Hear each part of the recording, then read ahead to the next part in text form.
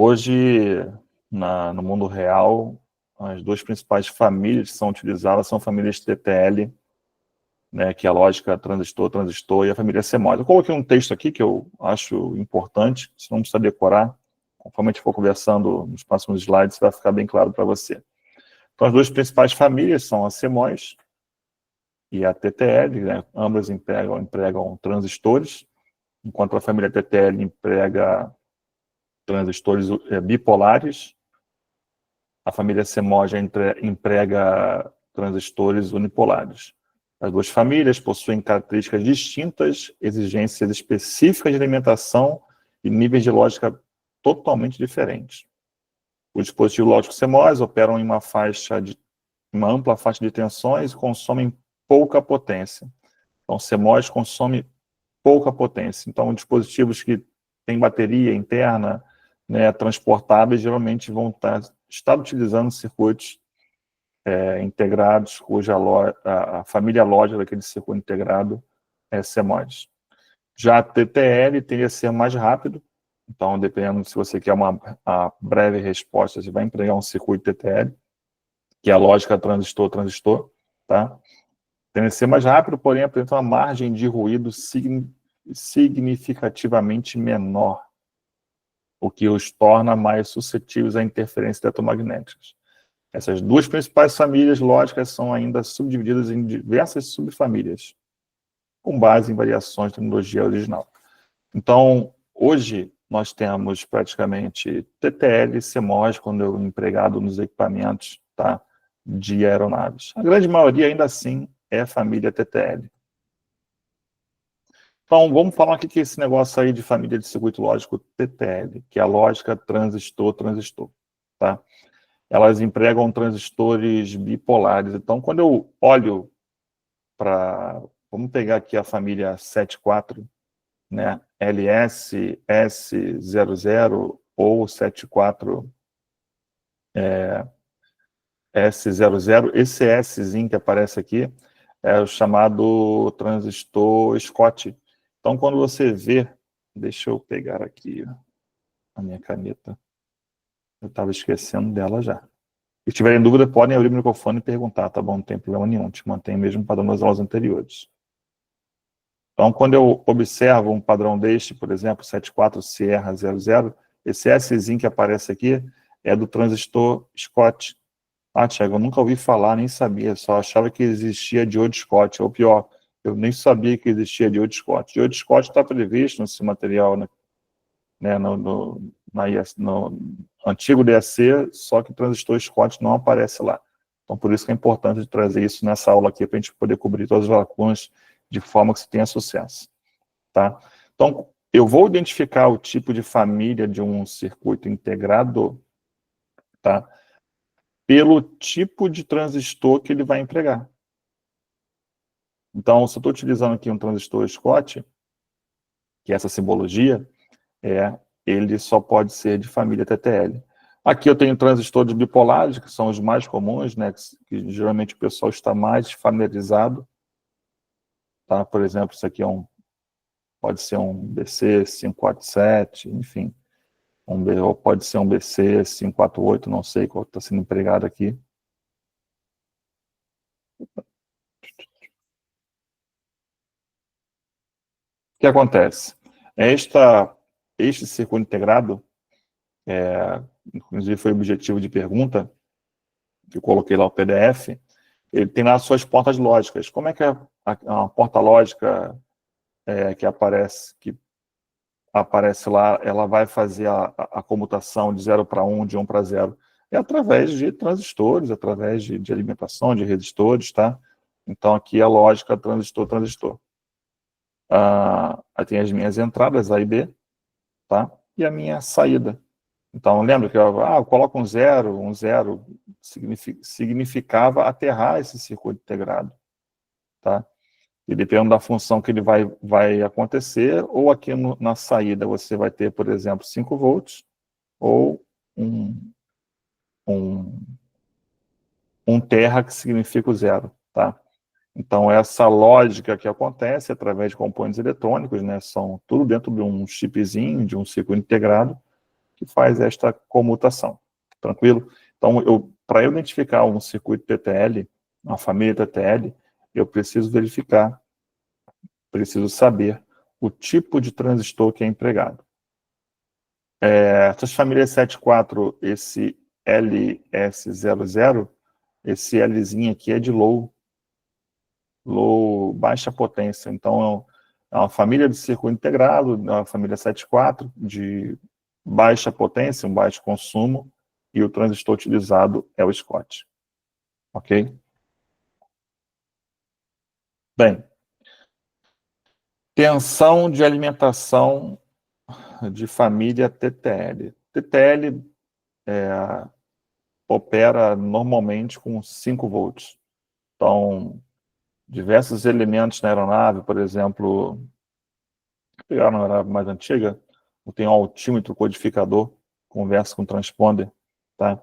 A maneira que eles trocam dados é através da família TTL. Então, você tem níveis de tensão 5 volts, ou você tem um aterramento para sinalizar que é 0,1, e através daí eu construo a minha altitude, envio para o transponder para responder por radar secundário para o central do controle do tráfego aéreo.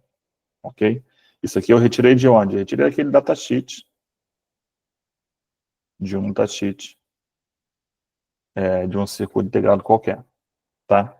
Então, quando eu olho para um VCC, que é a tensão de alimentação do meu circuito integrado, lembra que eu trouxe, deixa eu me voltar aqui, o VCC é a tensão de alimentação do meu circuito integrado. Então, para que o circuito integrado possa funcionar, possa desempenhar a função, se for uma porta END, uma porta OR, uma porta XOR, não importa, é necessário, primeiramente, que você venha alimentar esse circuito integrado, para ele poder executar suas funções. Sem isso, a mágica não acontece.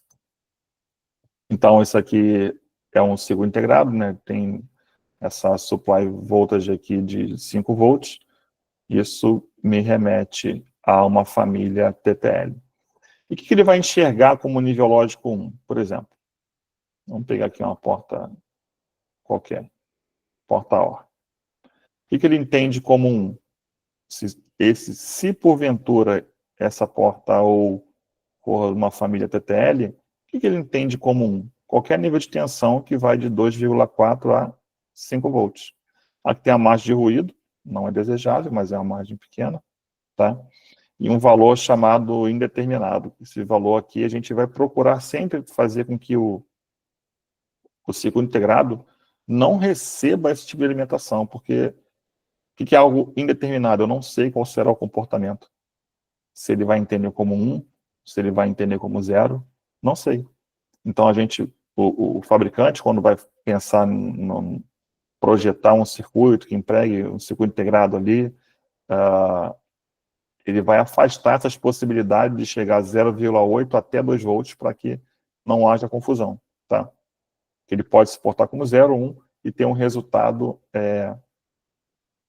indevido, digamos assim. O que ele entende como nível 0? Qualquer nível de tensão de 0 a 0,4 volts. Então, quando você bate o olho e vê 5 volts, saiba que é a família TTL. Tá legal? Pessoal, dúvida quanto à família TTL? Principais coisas que aparecem na família TTL. Transistor bipolar, alimentação com 5 volts. Se você observar essas características, a família é TTL. Tudo bem? Perguntas, dúvidas, lamúrias, murmúrios, lamentações, churumelos? Não? Vou adiante. Família CMOS. A diferença é que a família CMOS vai empregar um transistor CMOS. Um transistor aqui, outro transistor, outro transistor, outro transistor. Tá? O VDD, que é a tensão de alimentação terminal de dreno. O VS é a tensão de source. As entradas estão entre A e B, a saída aqui. Então, uma mesma porta lógica, pode ser que ela faça parte, seja, por exemplo, a família CMOS. Tá? E aqui dentro, né, essa simbologia da porta OR, quando eu olho para o ciclo integrado, eu vou procurar esta simbologia. de um transistor unipolar, um transistor CMOS, tá? Isso diferencia, então, quanto ao tipo de transistor empregado, se é uma família CMOS ou é uma família TTL. Bem, e quanto a tensões, né? Se eu não me engano, na apostila de vocês fala que a CMOS vai de 3 a 18 volts, uma faixa bem grande, tá? Então, por exemplo, se tipicamente, tá, na vida real, o VDD fica aí em torno dos 12 volts. É algo que costuma-se ser alimentado a família CMOS, tá? Então, 2/3 de 12 costuma dar 8 volts. 1/3, 4 volts. E aqui é o zero. Então, entre 0 e 4 volts, o nível lógico, que é uma porta, uma família CMOS, tá? A porta OR da família CMOS, por exemplo, vai entender como zero? Ela vai entender como zero qualquer nível entre 0 e 4 volts. Algo indeterminado, uma grande faixa indeterminada, de 4 a 8 volts, e qualquer valor acima de 8 até 12 que chegar aqui, ela vai entender, numa entrada qualquer, vai entender como nível lógico 1. Tá? Então, esta é a característica da família CMOS. Eu não tenho um valor fixo, igual tipicamente opera uma TTL. Eu tenho um range, tá? Normalmente, na vida real, são alimentados com 12 volts. Tudo bem? São baixo consumo e alimentados com um range grande, tipicamente de 12 volts. Tá joia? Querem perguntar algo sobre a diferença entre TTL e CMOS? Isso não tem na apostila do DSE. Então, tipicamente, as escolas que vocês estudaram ofereceram, isto não aparece de forma clara. Todavia, pode ser cobrado na banca da ANAC. Pode perguntar, por favor. Ô, Tiago, então, em relação ao TTL CMOS, o TTL, ele tem valores determinados e o CMOS não. Que Sim. operação? E TTL 5 volts. Tá? Viu algo 5 volts e valores determinados, como você falou aí, de 0 e 1, TTL. A CMOS, ó, observa que a CMOS, ela não tem um valor determinado, ela tem frações. 1/3, vai depender do valor que você vai alimentar o circuito integrado. Eu dei um exemplo de 12, poderia, por exemplo, ser 9 volts, note que já vai mudar, 2/3 de 9, 6 volts, 1/3, 3 volts, o que ele entende como ruído, né, como 0, como 1 ou como valor indeterminado.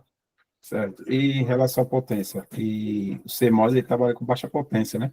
Sim, E sim. o TTL Consumo trabalha bem pequenininho, com o TTL consumo potência alta, consome bastante. o TTL consome mais do que o CMOS. Cadê? Onde é que está essa parte aqui? Aqui, ó. CMOS consomem pouquíssima potência. Já os TTLs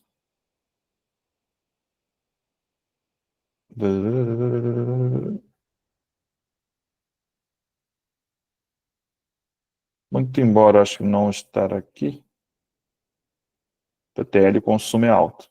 Tudo bem? Afirmo que o TTL é consumo alto. E o CMOS é bem pequenininho.